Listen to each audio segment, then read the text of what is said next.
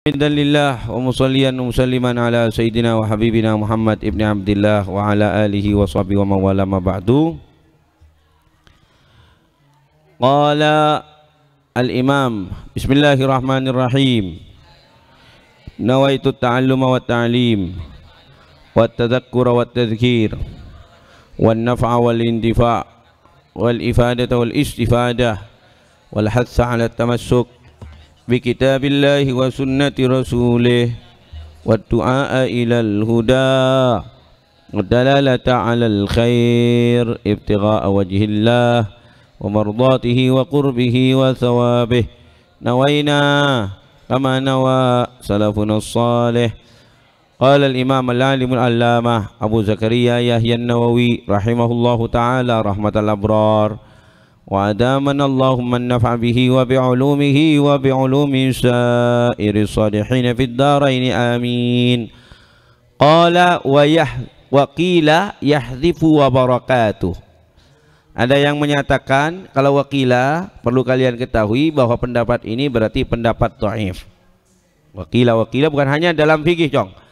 Misalnya kalian menemukan redaksi wakila di kitab tafsir, berarti dapat dipastikan bahwa pendapat tersebut merupakan pendapat dhaif. Yahdzifu, membuang wa barakatuh, membuang kalimat wa barakatuh, was-salihina, dan membuang kalimat as-salihin. Jadi at-tahiyyatul mubarakatus salawatut thayyibatu lillah, assalamu alayka ayyuhan nabiyyu wa rahmatullahi wa barakatuh dibuang, wa rahmatullahi assalamu alayna wa ala ibadillah. Taib, wa ala ibadillah, as-salihinnya dibuang. Tapi wakilah wa yaqulu, dan dia mengatakan wa anna muhammadar rasuluh. Wa anna muhammadar rasuluh, bukan wa anna muhammadar rasulullah, tapi wa rasuluh. Tapi wakilah ya. Qultu, aku katakan, al-asah, menurut qaul asah, wa anna muhammadar rasulullah. Jadi tidak wa anna muhammadar rasuluh, tetapi wa anna muhammadar rasulullah. Wa sabata, dan telah tetap fi sahihi Muslim, di dalam sahih Muslim Ibn al-Hajjaj an-Naisaburi ya. Sahih Muslim, beliau al-Imam Muslim Ibn al-Hajjaj an-Naisaburi, asahhul kutub ya ba'dal Bukhari alal qaulis sahih. Meskipun sebagaimana sudah saya terangkan kepada anak-anak bahasa Arab bahwa ada sebagian ulama, utamanya al-magharibah, ulama-ulama Maroko, mengafdalkan Muslim daripada Sahih Bukhari, Sahih Muslim daripada Sahih Bukhari. Dan mereka ya kawan, ketika mengafdalkan Sahih Muslim daripada Sahihul Bukhari, mereka tidak serampangan, mereka ada dalilnya, kuat dalilnya ya. Silakan kalian baca di kitab-kitab, contohnya Tadribur Rawi dan lain sebagainya, perdebatan ulama mengenai masalah ainal asah, Sahih Muslim atau Sahihul Bukhari. Wallahu a'lam. Wa aqallu salati 'ala nabi sallallahu alaihi wasallam, paling sedikitnya salawat kepada Nabi sallallahu alaihi wasallam, wa alih ya, sallallahu alaihi wasallam wa alih ya. Allahumma salli ala Muhammad wa alih. Paling sedikitnya ini, Jong. Kalau kalian misalnya terburu-buru, kalian bangun sore, tidur misalnya ya, kemudian bangun sudah jam 5 lewat, sekarang adzan maghrib jam berapa? Jam 5 lewat 30. Anggap 30. Kalian bangun jam 5 lewat 27. Lah, maka kalian ya kawan harus pinter-pinter. Jadi bacaan-bacaan yang sunnah itu kalian jangan baca. Di antaranya juga jangan kalian tahiyat awal. Makanya tahiyat awal itu dari awalnya sunnah bisa jadi haram. Bisa jadi haram. Ya, di dalam situasi tertentu. Disinilah kalian butuh ilmu ya kawan. Kalian bisa memilah dan memilih mana yang wajib, mana yang sunnah. Jadi kalau kurang 2 menit waktunya, Jong, cepat langsung. Bismillahirrahmanirrahim. Alhamdulillahirabbil alamin arrahmanirrahim maliki yaumiddin iyyaka na'budu wa iyyaka nasta'in ihdinas siratal mustaqim siratal ladzina an'amta 'alaihim ghairil maghdubi 'alaihim waladdallin. Allahu akbar. Enggak usah baca surat. Enggak usah subhana rabbiyal azim. Sami Allahu liman hamidah. Enggak usah rabbana walakal hamdu. Ya, karena itu sunnah. Dan kan kalian sebentar lagi sudah memasuki waktu maghrib, gak usah tahiyat awal. Ya, gak usah tahiyat awal. Kala jib wajib baik. Dan ketika tahiyat tsaniyah atau tahiyat akhirah, kalian baca salawatnya jangan baca salawat Ibrahimiyah. Baca salawat ini, Allahumma sholli ala Muhammad wa alihi. Wis. Assalamualaikum warahmatullahi, assalamualaikum warahmatullahi, begitu ya. Tapi itu sholatnya orang yang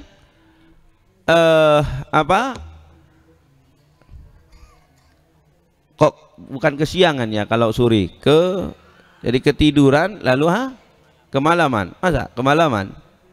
Benih kesurian, ya kemalaman. Walhasil bangunnya ini tidak disengaja sudah hampir maghrib. Wa ziyadatu, dan tambahan ila hamidum majid. Hamidum majid ya Faizal. Ila hamidum majid ini namanya majrurun wa alamatu jarrihi al kasrah bi harakatil hikayah. Jadi majrurun bi harakatil hikayah. Harakatnya perak ceretan. Nah, hamidun majidun itu perak ceretan nama majrur. Mahallul i'rabnya saja yang majrur. Sunnatun itu sunnah, adalah sunnah fil akhir, di dalam tasyahud akhir. Wa kadad du'a'u ba'dahu, demikian doa setelahnya. Wa ma'suruhu, dan yang maksurnya yakni yang warid dari Nabi, yang diriwayatkan dari Nabi, afdalu, itu lebih afdal. Artinya apa? Jangan rame, Jong. Ya ibni, ya abnai, jangan rame. Jadi kalian berdoa menggunakan doa yang enggak warid itu no problem, enggak ada masalah. Tapi yang warid itu afdal. Daiman ya kan, bukan hanya di dalam sholat. Bahkan di luar sholat kita berdoa dengan doa yang memang warid dari Nabi, itu afdal. Minal ghairil warid, daripada selain yang warid. Taib.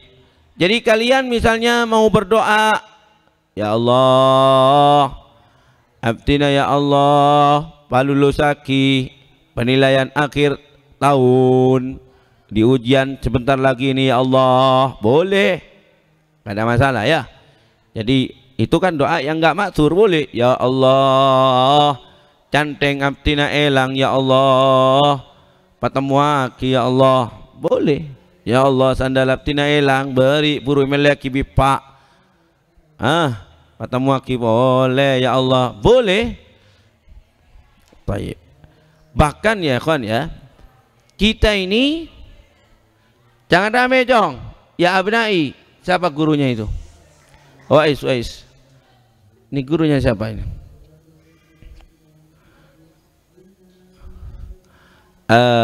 Jadi ya kawan, berdoa dengan doa yang ghairul maksur itu boleh, tapi yang maksur itu afdal. Karena memang bukan hanya masalah doa, segala sesuatu kita tidak diwajibkan harus mengikuti Rasulullah sallallahu alaihi wasallam saklek 100%, tidak. Paham tum? Baik. Wa minhu, diantaranya, wa minhu ay wa minal ma'sur, wa minhu ay wa minal ma'sur, Allahumma ya Allah, ighfir li ma qaddamtu wa ma akhartu, ampuni untukku apa yang berlalu, apa yang aku kedepankan, apa yang aku kedepankan, yakni masa laluku ya Allah, tolong ampuni. Wa ma akhartu, dan apa yang aku akhirkan, yang akan datang ini. Baik. Kelanjutannya, wa ma asrartu wa ma a'lantu, dan apa yang aku sembunyikan dan apa yang aku laksanakan terang-terangan.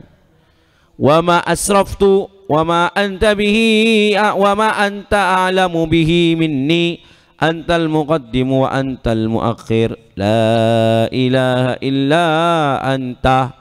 Nah, ini ya kan kelanjutannya ya. Inti tulis. Kalau nggak ada di sana inti tulis. Kelanjutannya yang maksur itu, Allahumma ghfirli ma qaddamtu wa ma akhartu wa ma asrartu wa ma a'lantu wa ma asraftu wa ma anta a'lamu bihi minni antal muqaddimu wa antal muakhir la ilaha illa anta. Rawahu Muslim. Boleh Jong? Boleh. Allahumma ghfirli ma qaddamtu wa ma akhartu wa ma asrartu wa ma a'lantu wa ma asraftu wa ma anta a'lamu bihi minni antal muqaddimu wa antal muakhir la ilaha illa anta. Boleh. Allahumma ghfirli ma qaddamtu wa ma akhartu wa ma asrartu wa ma a'lantu wa ma asraftu wa ma anta a'lamu bihi minni antal muqaddimu wa antal muakhir la ilaha illa anta. Nah, yang dimaksud ila akhirihi itu ya kan. Wa yusannu, dan disunnahkan, alla yazida, agar tidak menambah, ala qadri tasyahudi, atas ukuran tasyahud, wassalati ala nabi sallallahu alaihi wa alihi wasallam, dan salawat kepada Nabi sallallahu alaihi wasallam. Wa man ajaza anhuma, dan siapa yang tidak mampu dari keduanya. Ya Faizal, anhuma, dari keduanya. Keduanya apa yang dimaksud?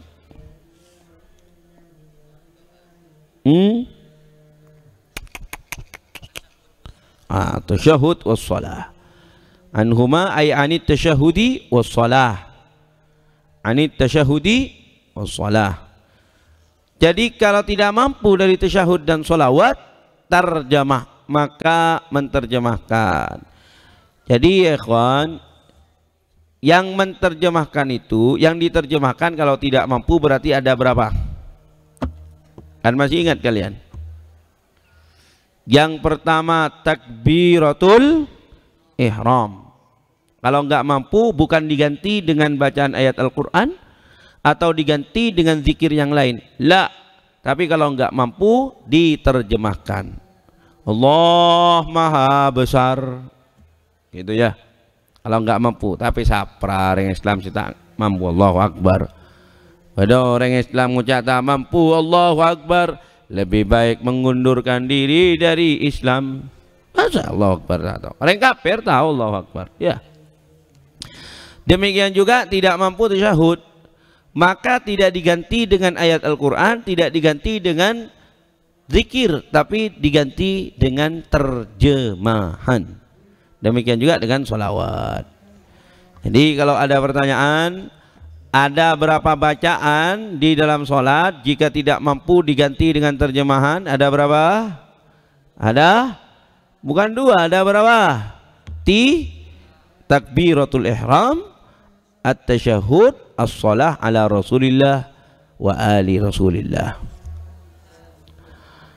Wa yutarjimu lid-du'a'i wa dzikril mandubil ajizu, dan boleh menterjemah untuk doa dan zikir yang disunahkan, tapi al-ajiz, yang tidak mampu. Kalau yang mampu gak boleh. Ya masa namanya orang Islam gak bisa membaca Allahumma firli atau Rabbana atina fid dunya hasanah. Tetapi kalau memang betul-betul tidak mampu, maka yutarjim. Tapi kalau mampu yutarjimnya, kawan, batal sholatnya, batal sholatnya. Lal qadir, tidak demikian dengan yang mampu. Wa ammal qadir, ya kawan, perhatikan, wa ammal qadir idza tarjama batalat sholatuh. Kalau orang mampu, kalau dia menerjemahkan, maka batal sholatnya. Nah ini yang saya bantah dulu ya kawan ya. Kalian masih ingat ada siapa namanya, Aminah Wadud, dulu pernah mengiklankan, pernah menyuarakan sholat bilingual, dua bahasa. Nah, diterjemahkan katanya. Lalu mereka berdalil dengan pendapat mazhab Syafi'i, bahwa dalam mazhab Syafi'i katanya boleh diterjemahkan. Ente jaka sambung nih beca gak nyambung cak ya.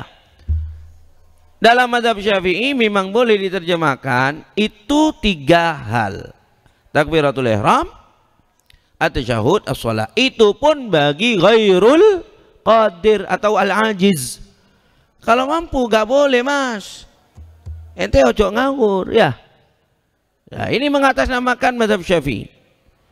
Nah, sebagaimana juga saya pernah ya kawan, dalam forum resmi saya membantah seorang liberal. Dalam forum resmi dia mengatakan kita ini wajib belajar liberalisasi agama kepada ulama-ulama salaf. Para ulama salaf itu sungguhnya sangat liberal. Nah, kita sekarang ini berpendapat aneh sedikit saja langsung dicap kafir, langsung dicap sesat, kata dia. Lalu dia mengatakan begini, coba saya kasih contoh. Imam Ahmad itu sangat liberal. Mungkin kalau Imam Ahmad ada sekarang ini dan berpendapat dengan pendapatnya yang ingin saya sampaikan ini, mungkin beliau sudah dianggap dicap sesat. Karena kata dia, Imam Ahmad itu punya pendapat auratnya laki-laki dan perempuan as-sawatan. Auratnya laki-laki dan perempuan hanya kubul dan tuburnya saja. Dia mengatakan, jadi menurut Imam Ahmad, dia mengatakan begini, ya bukan Abu ya. Dia mengatakan begini, jadi menurut Imam Ahmad, orang-orang Papua, orang-orang mana itu? Orang-orang Papua, orang-orang mana lagi yang pakai koteka itu? Timur yang pakai koteka. Menurut Imam Ahmad itu sudah menutupi aurat. Innalillah. Ini iftira ala Imam Ahmad ya kawan. Fitnah atas Imam Ahmad. Enggak benar itu. Akhirnya saya terpaksa mengacungkan tangan. Setelah si fulan ini, si liberal ini menyampaikan ceramahnya, saya bilang ada yang perlu diluruskan. Taib. Lalu saya mengatakan, Al-Imam Ahmad mengatakan auratur rajuli wal mar'ati as-sawatan itu li sihhati shalah. Syarat sah salat. Adapun yang wajib ditutupi di hadapan, kalau orang laki di hadapan laki-laki ataupun di hadapan perempuan itu ma'ruf. Ya, baina surati wa rukbah. Adapun perempuan menurut Imam Ahmad yang wajib ditutupi di hadapan laki-laki bawa benih perak ngakui kata jang. Ya.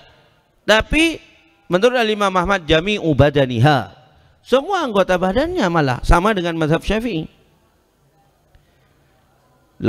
Jadi bedakan antara aurat li sihhatis shalah, aurat sebagai syurutus shalah, dengan aurat yang wajib ditutupi di hadapan laki-laki dan di hadapan perempuan kalau itu laki-laki, atau di hadapan laki-laki kalau itu perempuan. Paham tuh? Beda ini ya kawan ya. Jadi seandainya kalian, misalnya kalian pergi camping, kalian mandi di sungai, lalu baju kalian ya kawan kakan macan, keke macan, kibaburu macan, siapa sih ngalah? Akhirnya kalian nggak punya baju, berabada CD. Maka menurut Imam Ahmad sholat sudah pakai CD, gak usah kita melumuri anggota badan kita dengan debu, dengan lumpur sebagaimana menurut madhab Syafi'i. Jadi pakai CD saja sudah sah sholatnya. Namun ini bukan untuk hukum aurat yang wajib ditutupi di hadapan laki-laki dan di hadapan perempuan. Itu hal lain ya. Ini berkenaan dengan syurutus shalah, syurutus sihhatis shalah. Sama dengan contoh ya kawan ya, dikatakan dalam mazhab Syafi'i bahwa auratul amati, auratnya budak perempuan itu ya kawan, ma baina surati wa rukbah fi shalah, antara pusar dan lututnya, tapi fi shalah, dalam salat. Yakni kalau ada budak perempuan kemudian pakai sarung saja, yang penting menutupi pusar sampai lututnya saja, sholatnya sah. Tapi kalau kita berbicara apa saja yang wajib ditutupi dari budak perempuan kalau ada di hadapan laki-laki, maka sama dengan sama dengan hurriyah, sama dengan orang perempuan yang merdeka, jami'u badaniha. Ya, nggak bisa kalau tak apa-apa, berarti imun amah telanjang dada nggak apa-apa, karena dikatakan auratul mar'ati fi sholati ma baina surati wa rukbah. Lah, ente keliru dalam memahami. Wah, macam-macam dong. Kalau budak diperbolehkan telanjang dada ya kawan, itu yang garai para abang ojek arwah tak pelecar ke sungai ya. Mau kemandoman pas budak telanjang dada semuanya. Wah, ini kan berabe jadinya ya. Nah, contohnya seperti itu ya kawan. Lalu ketika saya menerangkan seperti itu, kiai-kiai sepuh di belakang itu bertakbir, Allahu Akbar, begitu. Kenapa? Karena dia terkejut, para kiai itu terkejut. Loh, masa ya? Kan memang si fulan ini ya kawan membaca redaksi, dan redaksi yang dibaca kalau nggak keliru ya, al-fiqhu alal madhahibil arba'ah. Al-fiqhu alal madhahibil arba'ah itu yang dibaca. Lalu para kiai itu, loh kok gitu sih Imam Ahmad? Begitu. Ternyata mereka baru tahu setelah kita terangkan ya kawan, bahwa itu pendapatnya Imam Ahmad li syurutis sholat, sebagai syarat keabsahan sholat. Paham ya?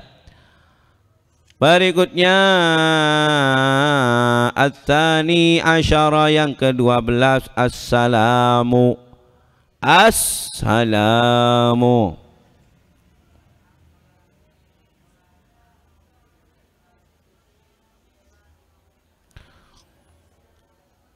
Wa aqalluhu, dan paling sedikitnya salam, assalamu alaikum. Assalamu alaikum, dan paling sempurnanya assalamu alaikum warahmatullahi wabarakatuh. Itu paling sempurnanya. Dan kalian ketika bersalam ya kawan, itu niati untuk bersalam kepada al-hafazah, malaikat yang mencatat amal baik dan buruk kita di kanan kiri kita ya. Dan niatkanlah ya kawan bersalam kepada malaikat yang ada di sekeliling kita, jin yang ada di sekeliling kita. Baik. Karena kalian mungkin bertanya, ya Bu ya, assalamualaikum, keselamatan atas kalian. Kalian siapa ini? Umpamanya pejang bitibian. Kalau misalnya sholat jamaah, mungkin assalamualaikum maksudnya adalah makmum yang di samping kanan kiri kamu. Tapi kalau sendirian, niati bersalam kepada siapa? Al malaika wal jan ya, dan para jin. Karena ya kawan, di dunia ini penuh dengan malaikat. Binassin min Rasulillah SAW, dengan nas dari Rasulillah. Nabi mengatakan kalau kalian itu istiqamah melaksanakan syariat Islam, melaksanakan sunnah-sunnah Rasulullah, la safahatkumul malaikatu fit turuqat, maka niscaya para malaikat akan menyalami kalian di jalan-jalan. Artinya apa? Di jalan-jalan ini penuh dengan malaikat. Nah, ini juga berdasarkan dengan sabda Nabi. Nabi bersabda, ma min shibrin, ma min mawdi'in qaida shibrin fis sama illa wa fihi malaikah. Di langit ya ikhwan, tidak ada tempat seukuran satu jengkal kecuali penuh sesak dengan malaikat. Malaikat meloloh. Tayyib. Jadi kita assalamualaikum malaikat. Jin juga banyak di mana-mana ya kawan ya. Jin. Makanya hati-hati ikut sunnah Rasulullah. Di antaranya tidak boleh misalnya ya kencing di lubang. Kenapa? Lubang yang pertama karena dikhawatirkan di lubang itu ada hewan. Lubang umpamanya kalian kencing di lubang, pas tepak kalau lubang ular, salpek zaidun jong. Ya, ada batako imun. Tayyib. Jadi itu yang pertama. Yang kedua kata para ulama, karena fisukubi mahallul jan. Di lubang itu tempatnya jin. Jin umpamanya perpan rapat nih lubang jong. Kemi berengban. Wah, langsung tsunami. Marah apa enggak jinnya? Marah ya kawan. Ya. Mereka misalnya lagi mengadakan pertemuan. Tayyib, lalu kemi bareng Hamadani. Marah apa enggak jinnya? Nah, ketika mereka marah, lari ya si kadang pasrah mere.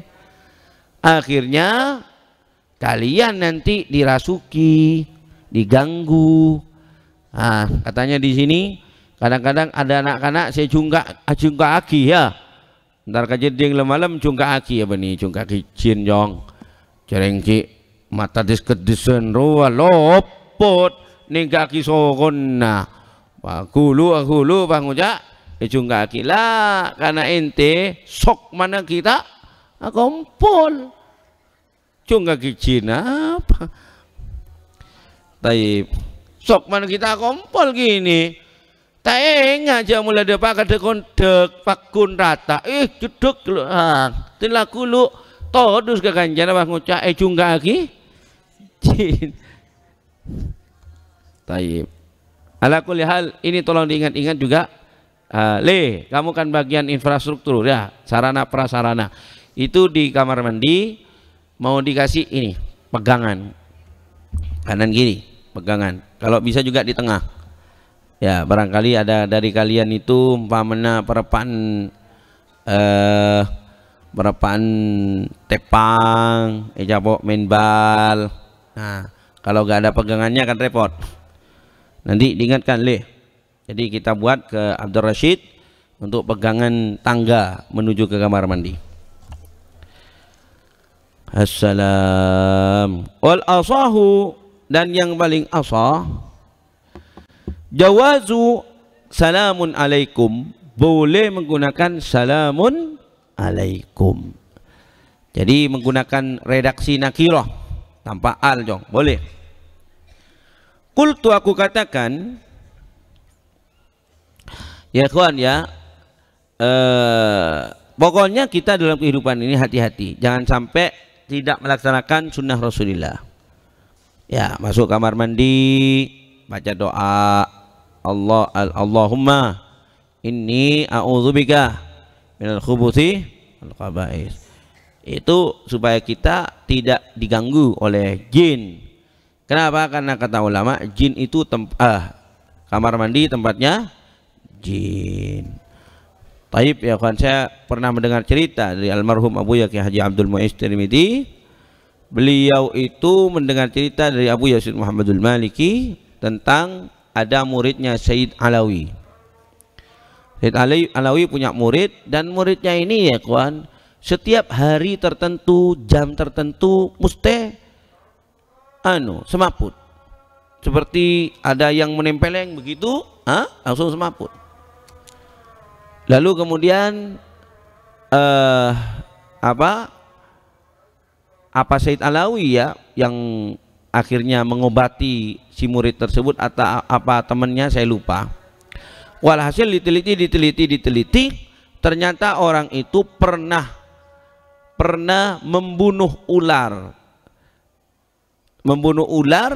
dan dia tidak menggunakan sunnah Rasulullah. Kan kalau kita menggunakan sunnah Rasulullah, bismillahirrahmanirrahim. Kalau kamu ular, maka kalau kamu jin, maka pergilah. Kalau misalnya dibegitukan tidak pergi, baru dibunuh. Tepak jin, sedang jin itu ya kawan rutin mengaji kepada Sayyid Alawi. Ini anaknya jin, akhirnya marah. Iyut jin marah. Akhirnya si Yud ini Yud jin, bukan bapaknya katanya ya. Jadi bapak kakeknya Yud. bapak kakeknya jin ini ya kawan marah, akhirnya menempeleng orang tersebut setiap hari di mana dia membunuh cucunya itu. Katakanlah hari Jumat, ya setiap Jumat dia pasti menempeleng si fulan ini yang telah membunuh cucunya. Akhirnya Sayyid Alawi mengatakan, ya jin, kamu ini kan nggak kasihan, ini murid saya. Dia ketika membunuh itu kan tidak tahu kalau yang dibunuh itu adalah jin, dia sangka ular, kan begitu. Nah akhirnya Sayyid Alawi yang memediasi antara orang yang setiap hari-hari tertentu itu ditempeleng oleh jin, akhirnya dimaafkan oleh jin. Maka hati-hati. Dan jin ini ya kawan bisa berubah kepada berbagai macam bentuk, namun bentuknya bentuk yang jelek-jelek. Misal obe ular, kalah, obe apa boleh, dan lain sebagainya ya. Itu jin. Jin bisa berubah misalnya menjadi pocong. Nah, itu ingat, kalau misalnya ada dari kalian ketemu di kuburan dengan pocong, itu bukan orang mati hidup lagi, tapi jin berupa pocong atau gendruwo ya, atau gendruwo. Meskipun tidak menutup manusia ini kan ya kawan, di samping dia punya roh, di samping dia punya badan, manusia semuanya, hatta Rasulullah punya korin. Kembarannya kamu, Cong. Ada di mana itu? Ada dalam diri kamu. Yang mana korin itu bukan roh. Roh beda, korin beda. Gimana itu? Akan difirmankan dengan resmi oleh Allah Ta'ala di dalam Al-Quran. Kok lupa saya ayatnya ya. Korin begitu.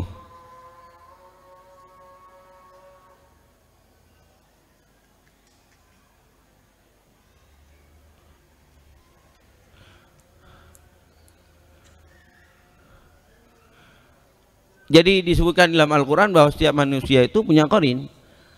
Dan Nabi SAW mengatakan, ma min insanin, tidak ada dari manusia illa walahu qarin, kecuali dia punya qarin. Dan qarin ini tugasnya membisikkan bisikan-bisikan jelek kepada manusia. Maka ketika kalian misalnya sendirian, misalnya duduk sendirian, lalu ada bisikan seperti ada orang berbisik, seperti orang berbisik ya kepada kita, tadu keamanan mulai keamanan tadu sakit mulai kancing bisa mulai waduh sawah. Kalian kalau a'udzubillahi minasyaitonirrajim misalnya ya, kalian membaca itu, wah ini bisikan setan, saya bacai at-ta'awudz. Loh kok menjadi-jadi itu berarti bukan bisikan setan, bisikan korin. Itu kamu sendiri. Kalau dibacain ta'awudz kok menjadi-jadi bisikan itu, itu berarti bukan setan, tetapi apa? Korin. Nabi SAW, hatta ana, meskipun aku punya korin. Namun bedanya antara kita dengan Rasulullah bersabda, walakin uslam, akan tetapi aku diselamatkan oleh Allah dari kejahatan korin, dari bisikan jeleknya korinku. Wa fi riwayatin walakin aslama, akan tetapi korinku sudah masuk Islam. Jadi korinnya Rasulullah tidak memerintahkan, tidak membisikkan kecuali kepada kebaikan. Kalau korin kita membisikkan kepada kejelekan. Nah, barangkali kalian melihat ada manusia mati tidak wajar, katakanlah mati tabrakan di sebuah perempatan. Lah kok di perempatan itu ya kawan masih terdengar suara teriakannya atau suara tangisannya, duhu sehari dua hari, itu suara korinnya terlambat meninggalnya. Karena konon katanya ya kan, korin itu kalau manusia mati tidak wajar, korinnya tidak langsung mati, meskipun nanti pada akhirnya akan mati juga. Begitu guru-guru saya menerangkan. Wallahu alam bagaimana al-haqiqah, karena ini masalah ghaibiyah ya kan ya, masalah ghaibiyah. Kalian percaya boleh, nggak percaya boleh. Karena ini tidak ada dalam Al-Quran dan hadis. Keterangan ini nggak ada dalam Al-Quran dan hadis.